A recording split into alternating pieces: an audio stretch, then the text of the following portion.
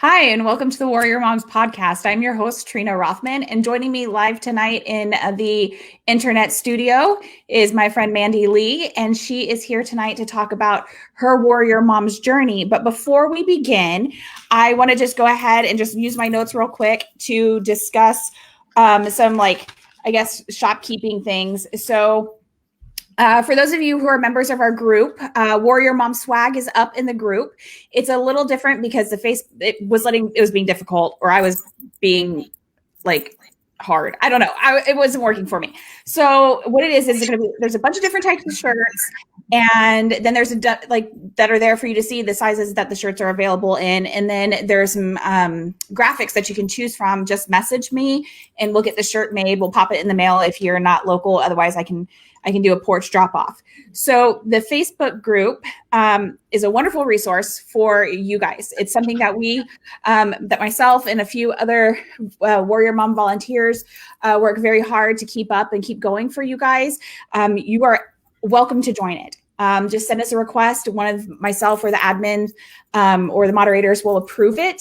And then you can, I'm going to take my bracelet off because I think it's causing some noise. So we'll approve it, and then you can post, and it's a great resource.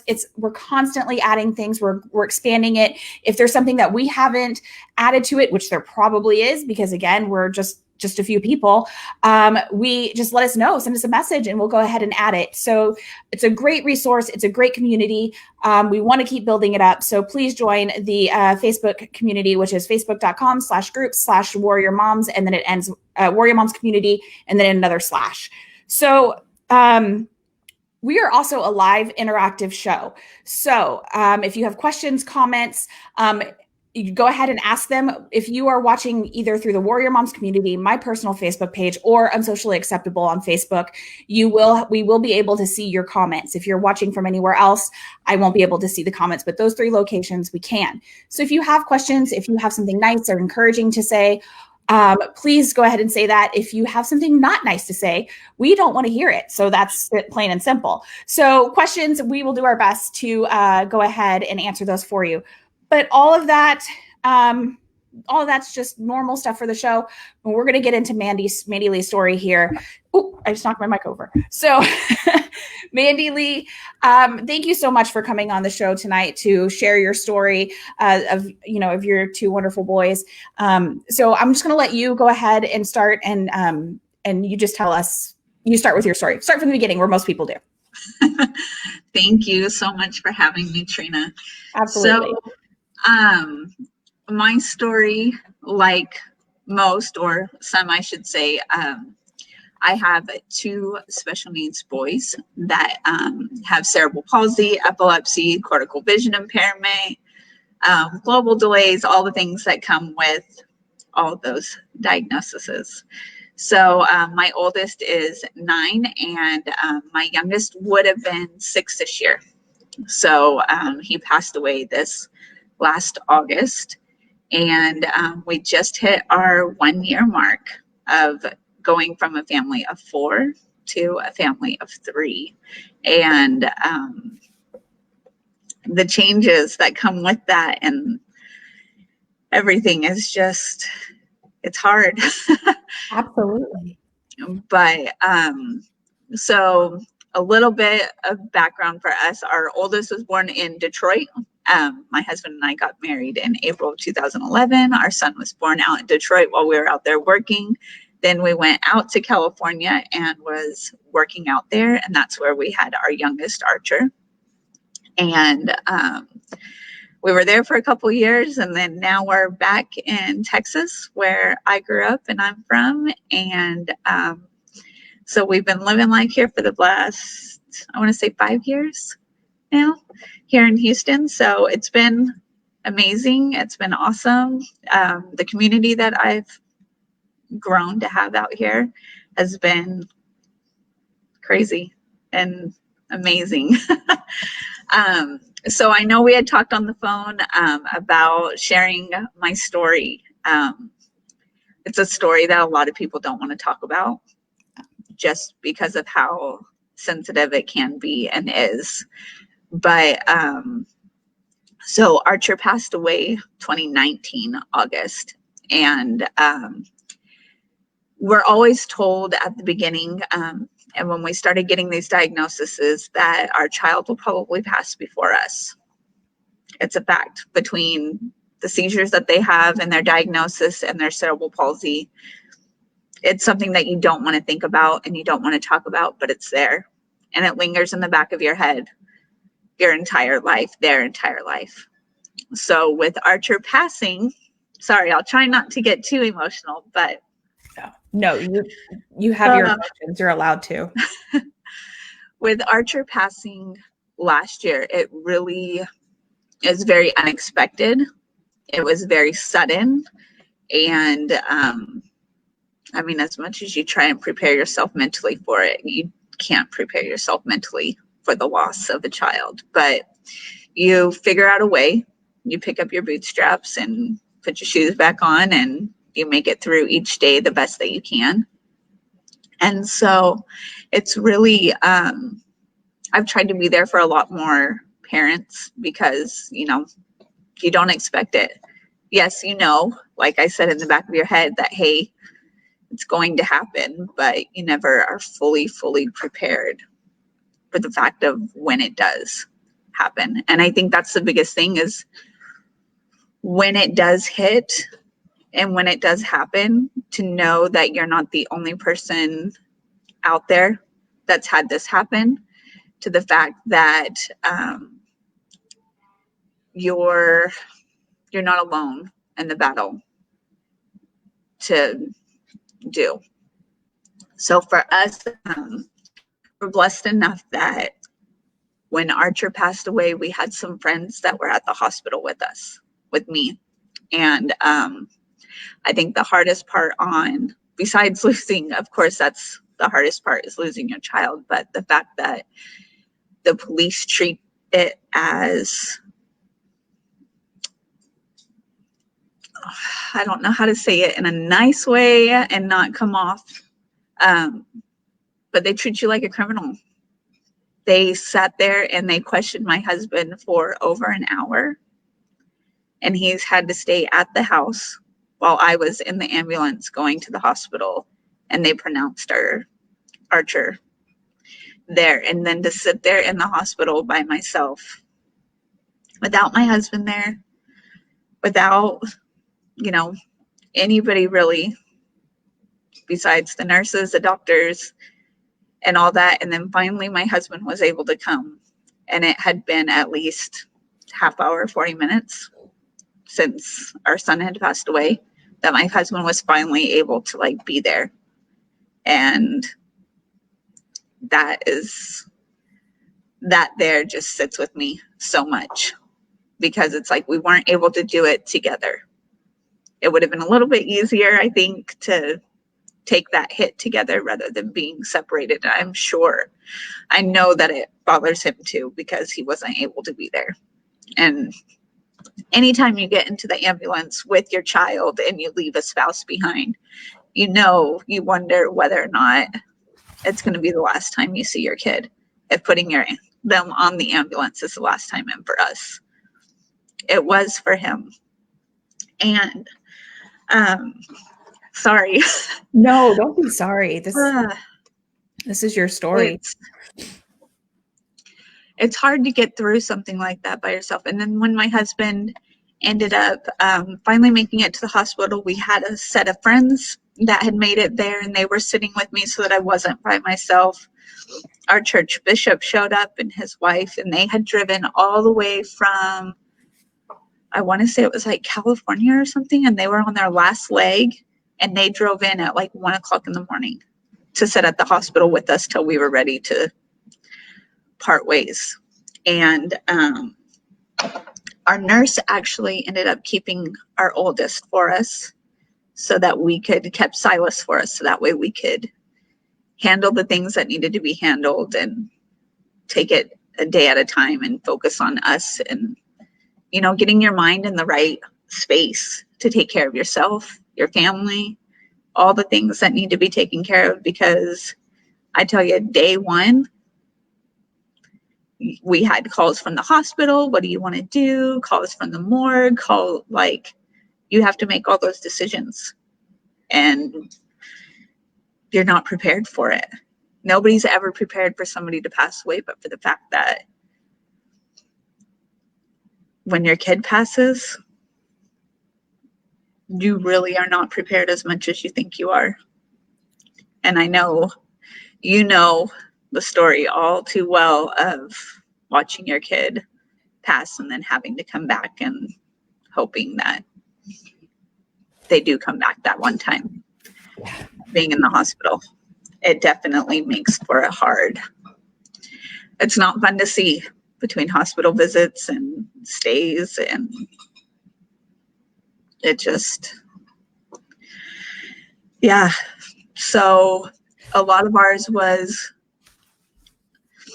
in the back of my mind. Everybody kept saying, go to grief counseling, go to grief counseling. And I was like, I don't want to go to grief counseling. I don't want to talk about it. I don't want to deal with it. I don't want to do all these things. Because who wants to deal with the fact that your kid just passed away? Right. Not me. And I know no other parent wants to either. And it's easier to hide in your hole than it is to get up and face the world.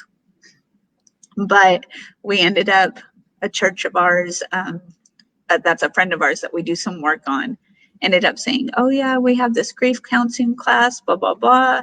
And I thought that's God's way of saying, hello, come take this class. And I did. And since I took that class, it really helped. It helped me open up my perspective about things. It helped me move on.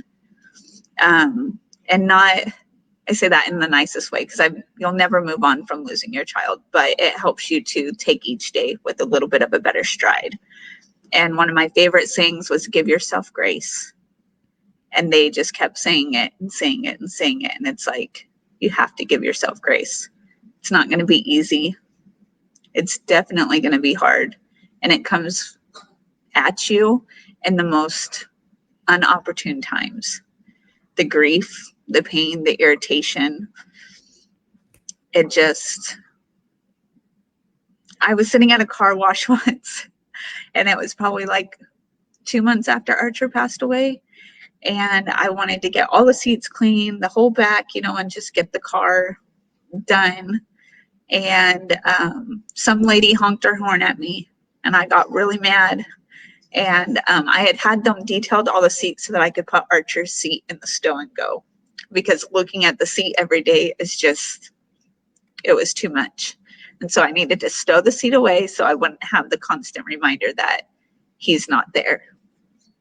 And she honked at me and she was like, move your car. And I was like, they're not done cleaning my car. And I yelled at her, and she looked at me, and and then I had to take a step back, and I was like, give yourself some grace. Give them some grace. They don't know what you're going through. You don't know what, they're going through. And I don't know. It's hard. It's hard. I understand. No, I mean, I don't understand, but I sympathize, and the best that I can, because the story of my daughter, so that this is something that we experience, as far as her seizures being as bad as they are. But that's a good lesson to learn, is that you have to give yourself grace. You have to, that the car wash is a perfect example of, you don't know, that lady didn't know what you're going through, and you don't know what she was going through, Right. But finding that grace and saying that to yourself is that's how you were able to start to move through the grief process, correct? Yes. Okay. So now one of the questions that I know people are probably running through people's heads right now is, I know that when a parent, or when a set of parents lose their child, also, you hear about them getting divorced a little while later, and that's not the case for you. So no. let's if you're okay with it, let's talk about how losing Archer affected your marriage. I'm totally fine talking about that, because it was hard. And luckily we had my grandparents lost their son my uncle when I was younger. And their advice to us, and their advice they kept giving and continue to give, is make sure that you lean on each other, because they didn't. And it tore them apart pretty bad. They're still together, but it was really hard. And so we've taken that advice and we've leaned on each other and we've been there for each other. And just knowing that we don't blame either one of us. Yes, it's hard, but we still have Silas to take care of. We can't separate just because we've lost one. We made that commitment to each other to be there through thick and thin, through all the ugly parts. And trust me, there are some ugly parts, especially with 2 disabled kids. It puts you through the ringer. But to be able to know that we're in it together and not pit each other against each other has been the biggest thing. And sometimes I give my husband the biggest crap. And I'm like, why is it only me crying unconditionally, like uncontrollably and all over the place and randomly? And he's like, sweetheart, I do it too. I just don't do it in front of you. And I'm like, I need you to do it in front of me. And I will. But I mean, it's things like that where it's like we're brutally honest with each other. And our relationship has always been brutally honest with each other. We give each other a lot of flack, but we also support each other very well. And I think that's probably the biggest thing, is we both are there for each other. And we know that ultimately, even though we give each other such crap, it boils down to, no matter what, we are there for each other, and you have to be. You can't do it alone. You do it alone and you end up in a hole. And not to say that we haven't had our moments where we've been like, don't touch me, don't talk to me, leave me alone. We've had them. Everybody does. Everybody has them in a normal relationship. And it's no different than when you lose a child. Yes, you do end up pulling away from each other a little bit. But I mean, with us being a year, I think it's honestly pulled us closer together, in my opinion, just because we've gone through that together. And instead of separating and getting rid of the other half of the equation, we've brought each other back to each other. Oh, yes. No, I get that. We have some people watching. Sorry, I hope you're good. Sorry. We have some people watching. I'm going to bring some of these comments on the screen just so you know that there are people here that Shirley Jansen, you're an amazing mom. I look up to you for strength. My friend Susan popped on. Hey, Susan, thank you for watching. She watches every week, and I watch her show. She actually has her own show called My Seat, and I watch her show every week. She's on twice a week. I'm only on once a week. Michael, filing. Yeah. Right. I'm so sorry, Michael. We love you, Mandielee. We are here at your mom's house watching. So your mom is watching too. So my mom is actually Stephanie Marie, and Michael is Matthew's uncle, my husband's uncle. So there we go. That Mandielee is amazing, such an inspiration to me. And then Reba Richards is also watching. So I want to also I was talking to another mom who she's going to be on the show in a couple of weeks, and something that we were discussing. We were discussing you, Mandielee. We were talking about you, and all good things. I was going to say, I hope so. No, all good things. And but she did ask, was this SUDEP? So that was something that I told her I would ask. So SUDEP, for a lot of my family doesn't know, is sudden unexpected epileptic death. And this was not. So for Archer, we ended up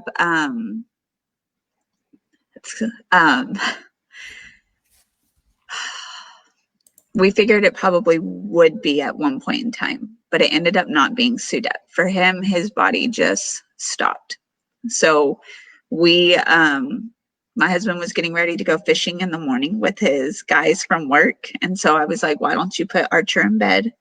I'll put, and I'll get them all ready, and you put Silas in bed, and then go get the van ready, and I'll take care of the kids.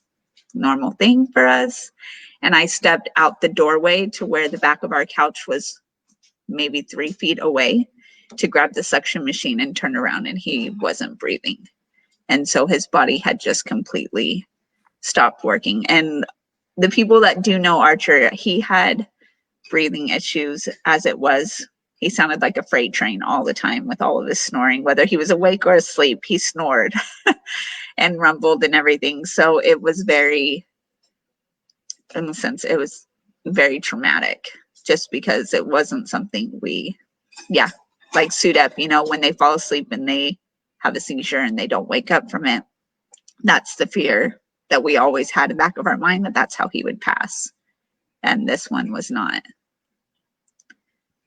So the breathing wasn't the fear. So no, I understand that. Now, how is so something else we discussed on the phone and genetics. Yes. So there's something that is unique for your story as far as genetics plays a role, right? Yes, there is. So my boys both have a rare mutation on their 7th gene, which is not something I carry, not something my husband carries. It's just us put together, create our 2 little munchkins. So we've been through genetic study through Stanford. We've been through one through GeneX.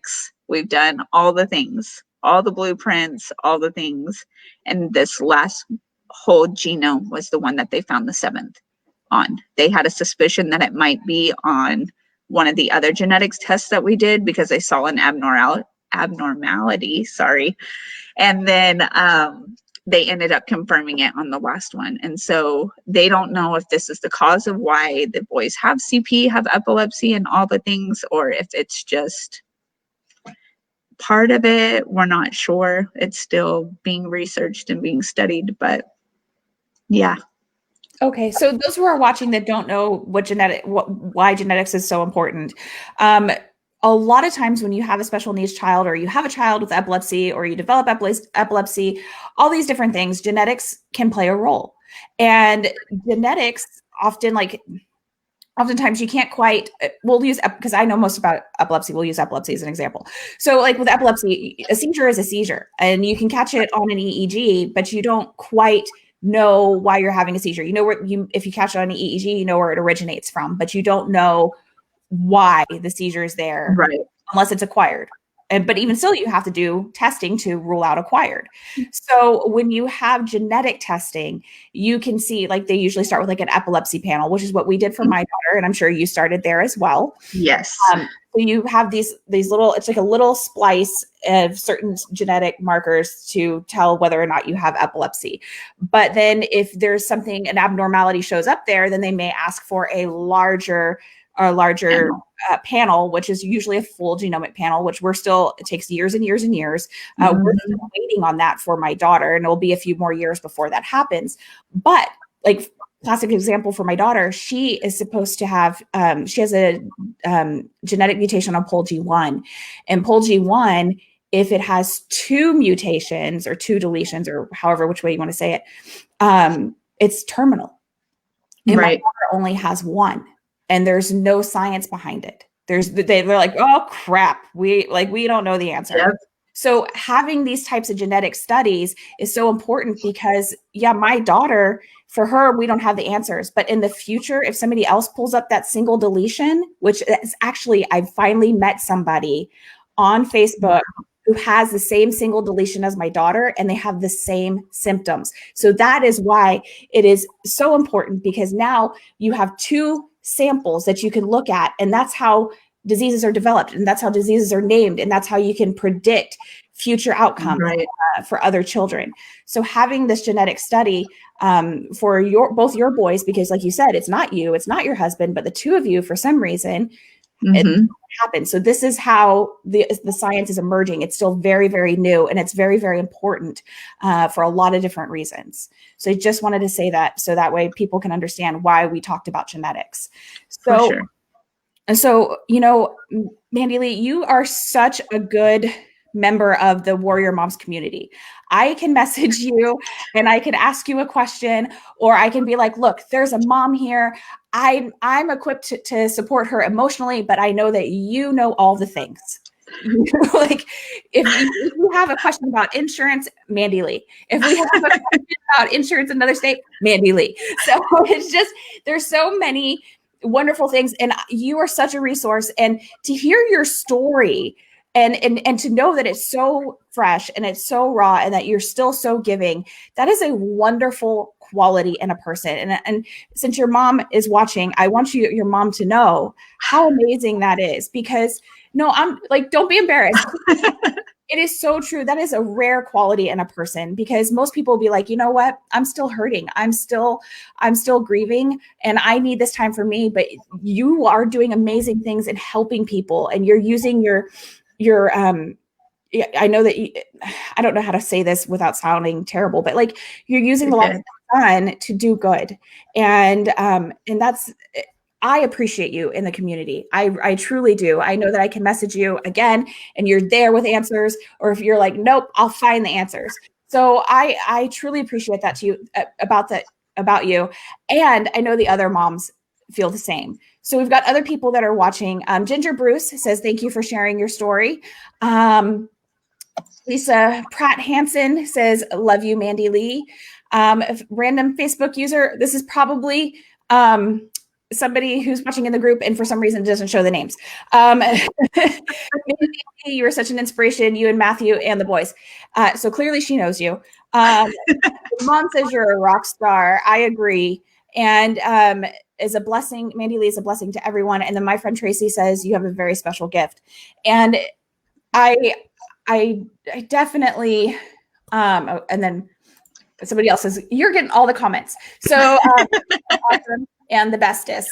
And the bestest is a word. So yes, it totally is. It absolutely is. But no, you to have like, and you know, I talked about this when we were on the phone, when I was first meeting you.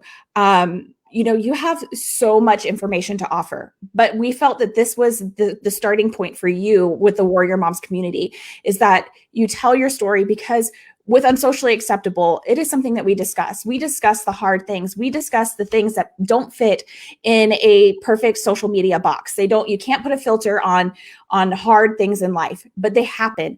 Everything happens in life and you have to feel it. I posted in the group the other day, you have to feel your good emotions you have to feel your bad emotions to be able to experience your good emotions. You can't just go through life numbing your emotions, because it's not how life is meant to be. Life isn't meant to be perfect, social media perfect. And that's why we are Unsocially Acceptable. And so I appreciate you coming on and sharing this. And I know that it has been an incredibly hard story to share. And it's been an incredibly hard story to live. And you know, we're going to have you back on the show in the future. And I would love to talk about all the other things that you know, how you know about therapies and how to work around insurance and all these different things. But is there anything else that you would like to share in your story? We've got plenty of time. So I don't feel like I'm rushing you off, but these are things like, I need people to know that you are a wealth of information. You're fine. No worries. Yeah. No, I'm thankful for, I guess, our life experiences that's been able to allow me to help and get that knowledge. Because, so for example, when we lived in California and I was pregnant with Archer, our doctor said, oh, the chances of you having another special one are really thin. And I'm like, oh, okay. Well, little did we know, he comes out at 36 weeks, which I mean, isn't a huge deal, but he's still considered a preemie. He was super teeny tiny, was in the hospital, like 2 weeks after he was born. And we came home, and I think we were home for a week, and he had a massive seizure. And it was so bad that I just had to clip the car seat buckle over him, because he was in such a tight ball that I couldn't get him to relax. And I left Silas on the floor and bailed out the house with Archer in the car. And my husband was actually getting off the off-ramp as I was getting on to the thing. And we had passed each other because I was going up and over to get on, and he was coming right off. And so it ended up working out. But that experience in itself, because Silas had his first seizure and his first issue when he was 18 months old. And Archer was born about 5 months after that. So this whole train of chaos hit me within a year. And it was back-to-back hospital stays, back-to-back life flights, because where we lived in California, we had to go to county hospital, and county hospital had to request a life flight to life flight us out. But county hospital also was connected to the jail. So if any inmates were in there, you couldn't get life flighted. And so you had to wait and wait and wait, and everybody was always on nerve. Every time I pulled up and walked in, we went straight back. There was no, like, they knew exactly, and within like half hour, 45 minutes, there was a life flight there and ready to take us.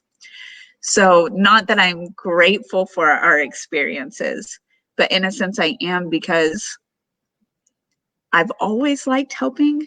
And so I guess being able to share my experience on those things and help them it helps me too. It helps me get through them. Because on our, on that life flight over to Oakland Children's at the time, it was crazy. I remember our very first life flight was with Silas, and I wasn't able to go with him because I was pregnant, and Matthew wasn't able to go with him either because of the weights and all that type of stuff, because you have to have, between the doctor that was on the flight, the nurse that was on the flight, the EMT that was on the flight, and all the people, there wasn't room for anybody else to go. And so we had to drive the hour and a half down to Oakland and hope that our kid was still alive by the time that we got there. And I remember standing in the room as they're working on Silas, and it was like watching myself. I wasn't there, like I just disassociated.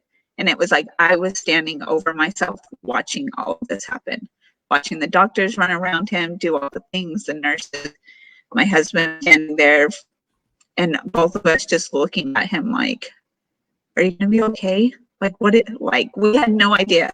We didn't know what was going on. This was our very first experience. And I remember the doctor coming up to me and saying, are you okay? Are you okay? And I was like, I have to be. Yeah. And it was just come back to moment, like, pull your shit together and deal. And ever since that experience and standing there and having that out of body to reality, like, slap pretty much of like, get it together. You can't fall apart. And so that's always been I don't like falling apart. I don't like looking weak. And so I do a really good job, I think, of keeping it together. But there are times when you fall apart.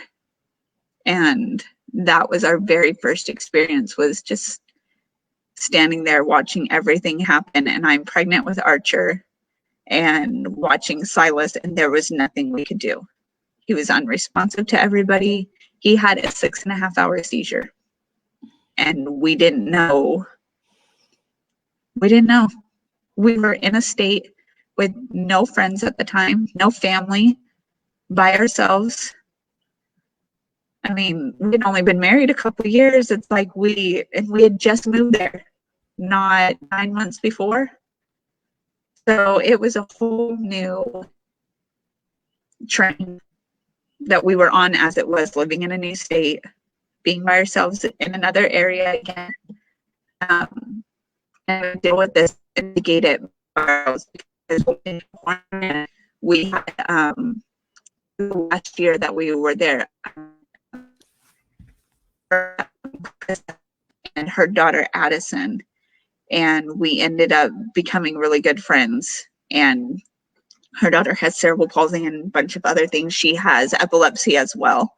And so she was a good resource for me to reach out to and be like, what do I do about this? What do I do about that? And all the insurance things. And it was to a point in California where they said, I remember talking to the nurse on the line, and we had applied for a wheelchair. And the doctor goes, you don't need a wheelchair. I said, so you're telling me my 48-pound child here, I'm just okay to carry him on my hip because he doesn't walk and carry a baby carrier with my other kid? And he's like, Yeah, fine. He'll start walking soon. I know he's 3, but like, pretty sure isn't going to happen. According to all doctors, so we probably offer to get a will, which is us to fight for something that, I mean, you don't. I think we're having some technical difficulties.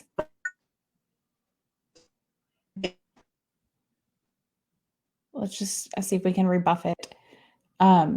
Just bear with us, people. I'm so sorry. We're both in the Houston area, and we've been experiencing rain all day. Okay. Yes, and that wind. Okay. All right. So we're getting you back now. Okay, good. Perfect. Okay. Sorry about that, everyone. It's just it's Texas. Right? Seriously, those winds will knock us out. But, you know, it's just simple things like that on the fact of having to fight for something so little. And I realized, and I'm glad that I did so quickly, that there is nothing that's easy for us. Mm-mm. As a special needs parent, you want insurance, you're going to have to fight tooth and nail for insurance, especially with the whole pre-existing condition. Insurance. And we're losing you again, Mandielee. Okay.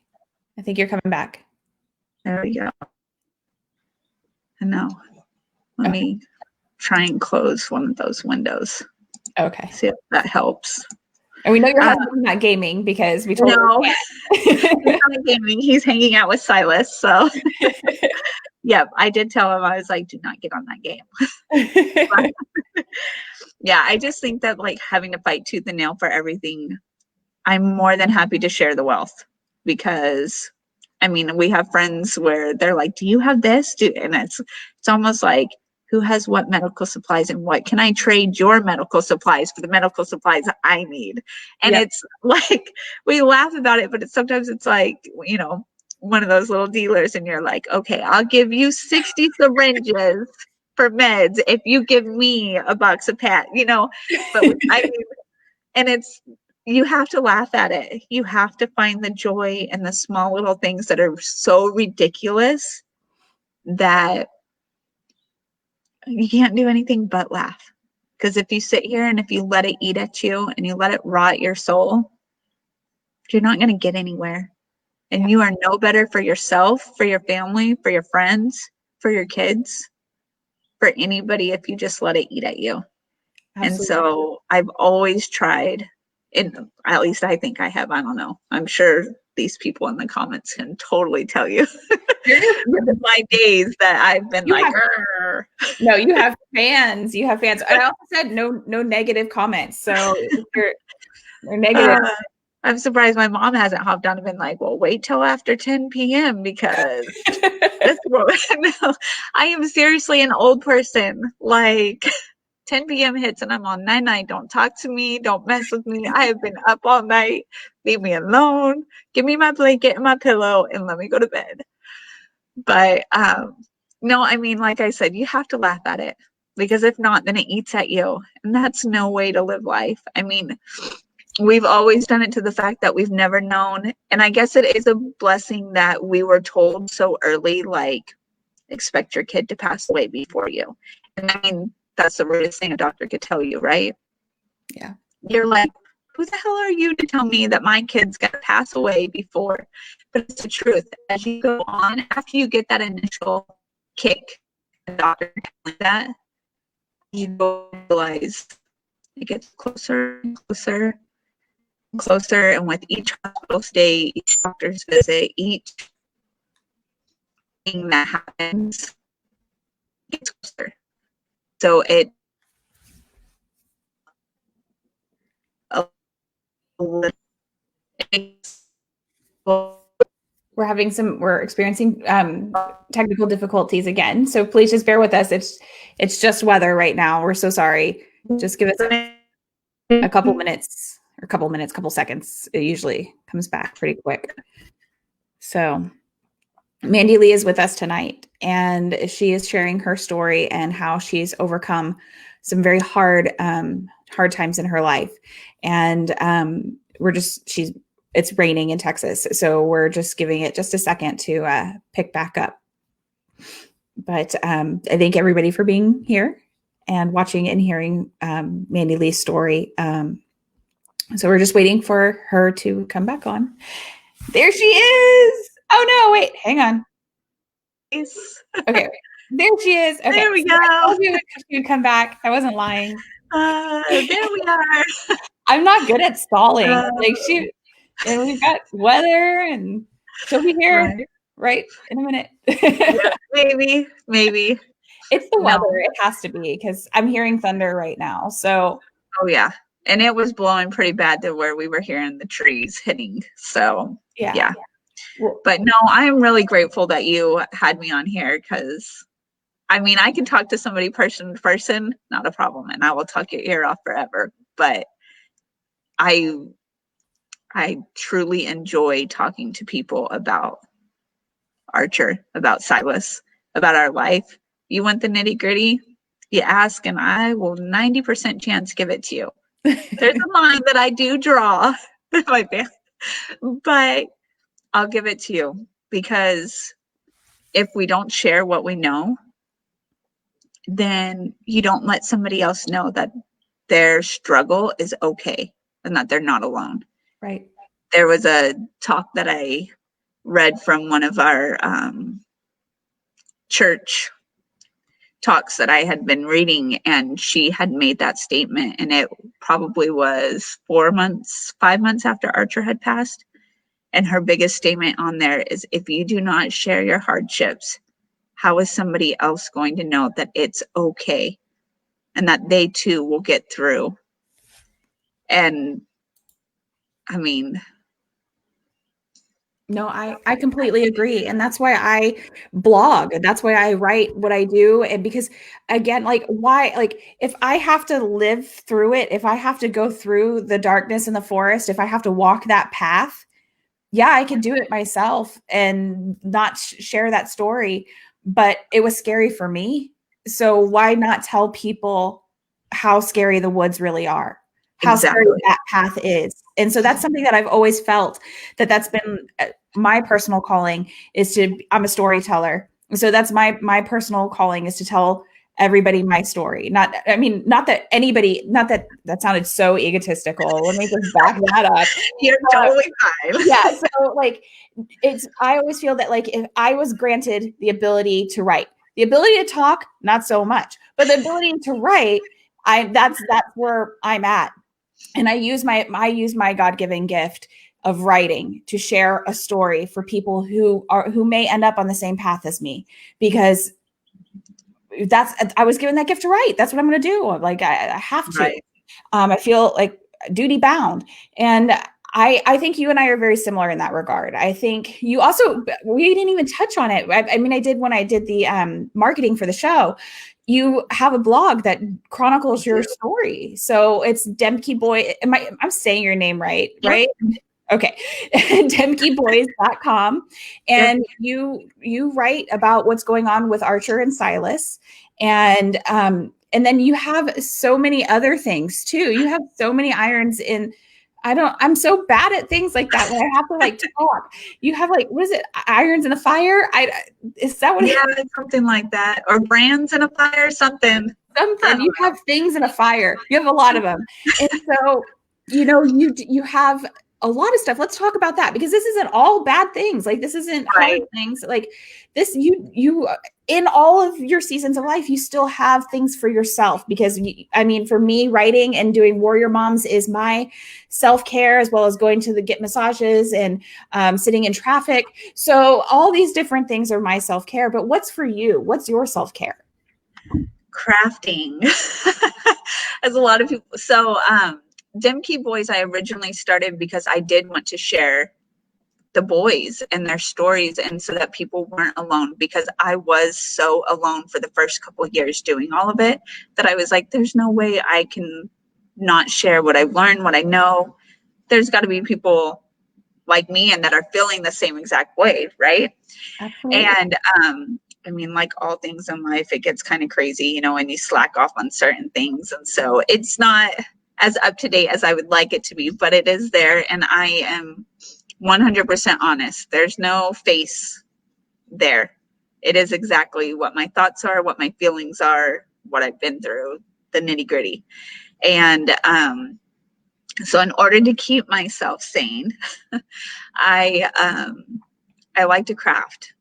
So I do wood signs. I do porch signs. I did one today, you know, for a friend who asked me to commission one for her. And so I did. And then quilting was one of my big things. My grandmother taught me how to sew when I was super young, and it just kind of stuck.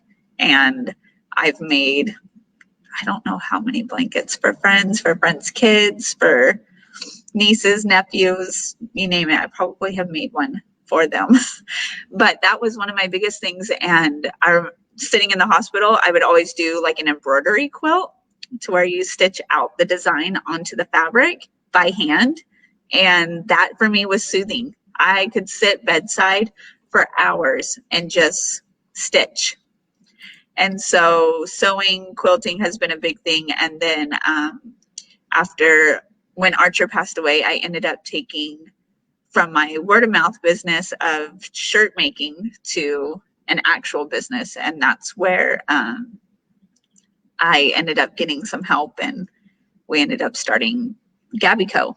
And so I make shirts in my spare time that I find sometimes I'm like, where do I find the time to do this stuff? But I enjoy it, and I find the time always. It is something that's so soothing to me. And my husband laughs because I will finish a project or a shirt and I'm like, woo, literally in the entire house. And I'm like, come look, come look, come look. And I get so dang excited because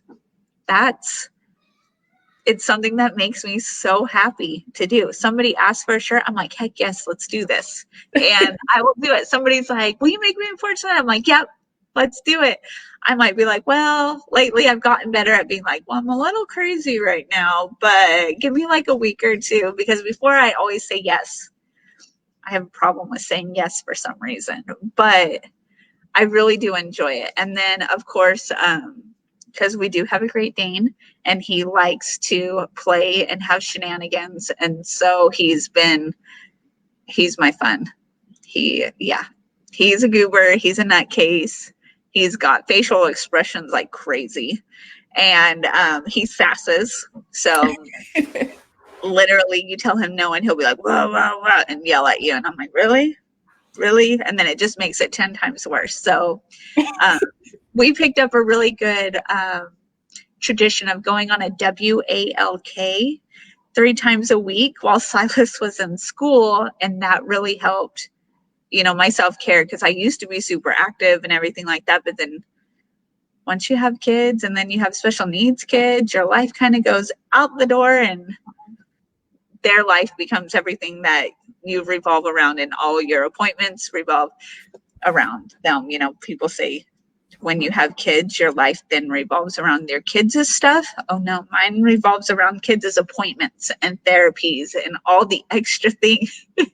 So being able to keep that crafting there, as much as it probably made my husband really mad sometimes, because I'd take over the whole entire kitchen and the kitchen table and then the dining room table. It kept my sanity. And that's been my biggest thing. And a really good massage. I am with you on the whole massages thing. Yes. Yes. Massages and facials, like I usually book them together. Like I'm like, all right, because they do it at the location that I go to. They do the both, and I'm like, I'll be there for 5 hours. Husband, you're watching the child. I've never done the facial part, but the massages. Oh, you get me a good masseuse. I've got one for you. I'm gonna make a recommendation because he's. Yeah. I mean, I'm short. I'm only 5'4", and this guy, like he was massaging my back and he can reach like my ankles at the same time. He was so tough. And I was like, I don't care. You're like, I don't know how you're like relieving this tension, but you keep going. Yeah, he's amazing. He's over here in Cinco Ranch. Like, go mind the drool that's coming out from the. when you have the mask on too. Oh yeah, true. Now we have those masks. I haven't been to a massage. It's been since probably like December. So oh wow. So yeah, you do need a massage. You're due. Just you have to wear your mask. But that's the way the world is right now. But right. I love what you do. I actually, and I told you this the other day, but I'm gonna tell everybody else. I bought I participated in an auction for Rare Epilepsy Education Foundation, and my auction item was some of your shirts, and so I was super excited because I love your stuff. It's so you are a master crafter, and I know I sound like a master bullshitter, but it's true. You are great at what you do.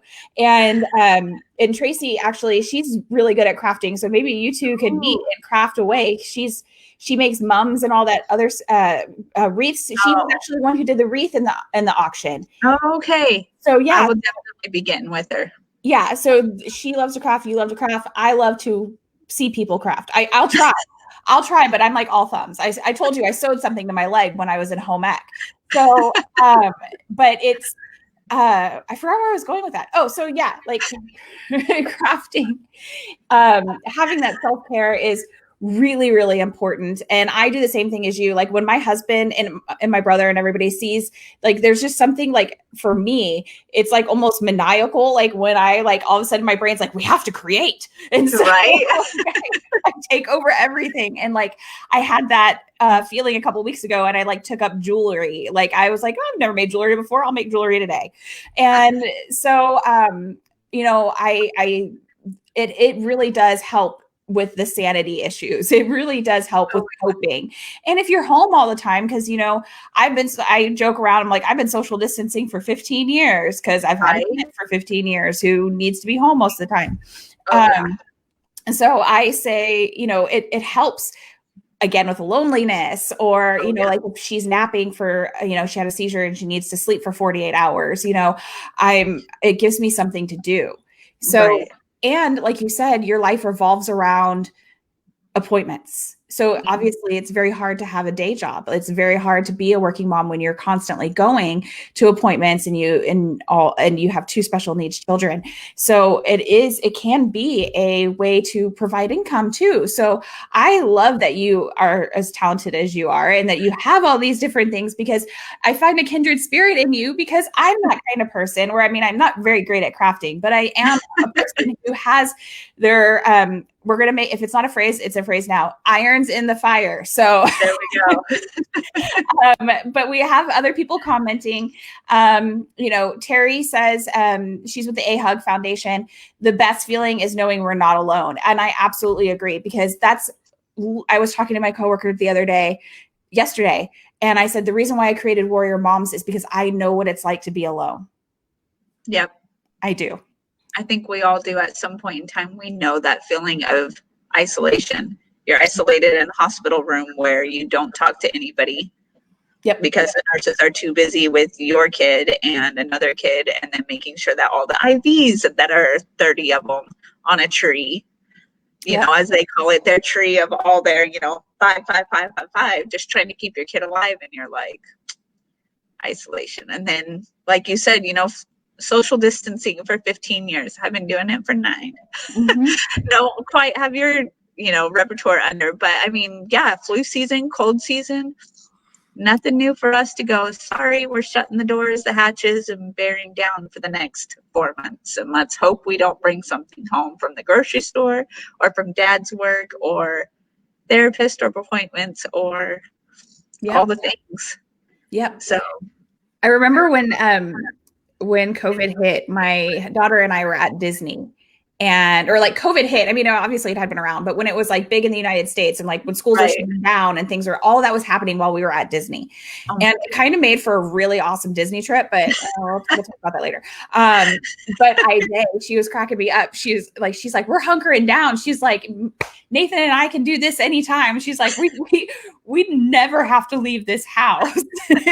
So I was like, special moms all around the world were like, we can do this. This is the easiest thing. And you see all the other like moms of neurotypical kids are like 3 days in and they're like 5 bottles of gin later. And, but we're all like totally fine. We're just on our normal 1 pot of coffee for the day. And what do you mean you ran out of hand sanitizer? Don't you clean your hands regularly?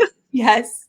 Oh, somebody said to me one time, and they were like, "Well, how come?" Because I'm considered essential, and and so they were like, "Well, how come if the virus is as bad as it is, how come the essential people don't get it?" I was like, "Essential people know how to wash their hands.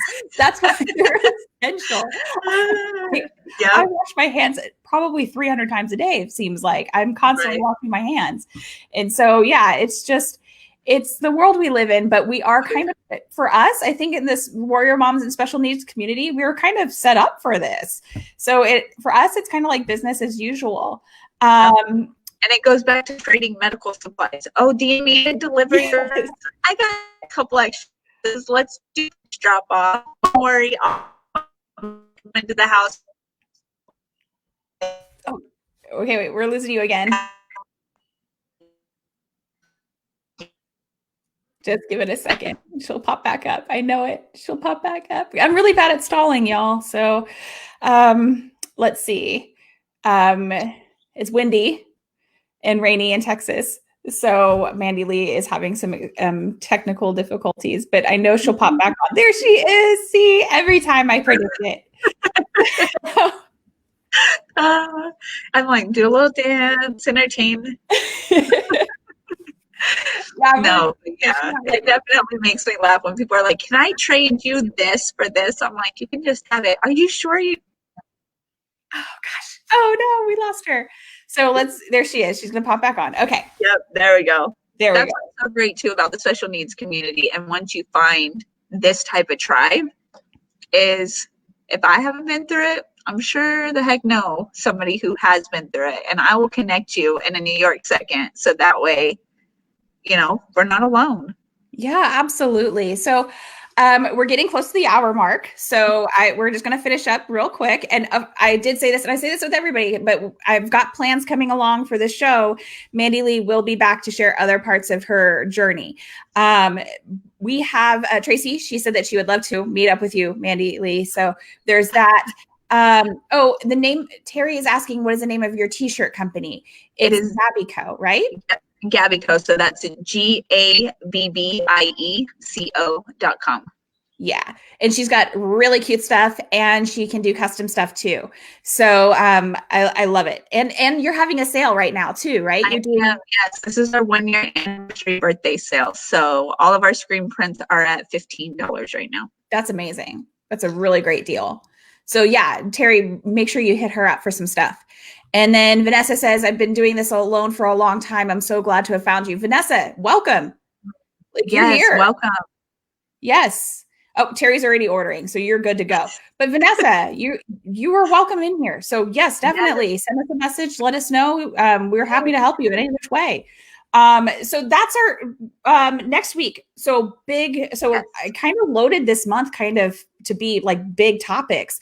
Next week, we're going to have Rhonda Kirkendall on the show, and she works in helping. She's like out there in the front lines helping with sex trafficking. And so she's going to come on and dispel a lot of the myths and a lot of the things. And she's going to give us the hard facts on what sex trafficking looks like in Fort Bend County and Houston and Harris County. So I've got that coming on. And then the following week, we will have another episode on sex trafficking, because there's so much of it going on right now, so much discussion of it going on right now on social media, somewhat in the news. But really it is something that we need to make people within Fort Bend County, people within Harris County, everyone in the world aware of sex trafficking. And we have Rhonda coming on the show to explain all that, because I really was ignorant to it until I met actually Tanya Moon, who was a guest on the show probably about a couple months ago. So this is going to be a big show. moving into October, we've got some great stuff lined up for you guys. I've been talking to the CEO of a company that makes teddy bears for special needs children, and hopefully I'll be able to schedule something with them.